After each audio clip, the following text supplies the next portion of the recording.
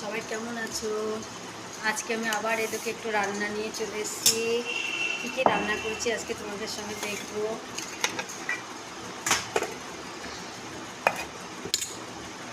এই যে ভাত, আর এই যে পুঁই শাক ডাঁটা কুমড়ো দিয়ে আলু দিয়ে সব সবজি দিয়ে একটা সবজি করেছি।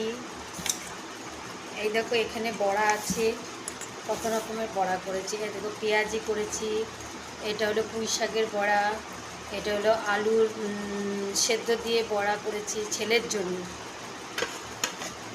এটা স্যালাড করেছি, আর এই যে পাঁপড় ভাজা আছে, আর এই যে ডাল ডাল করেছি, ঘন ঘন করে মুসুরির ডাল করেছি, কালকের মাংস আছে, আর কালকের ভেন্ডির তরকারি আছে, আর এই যে চাটনি।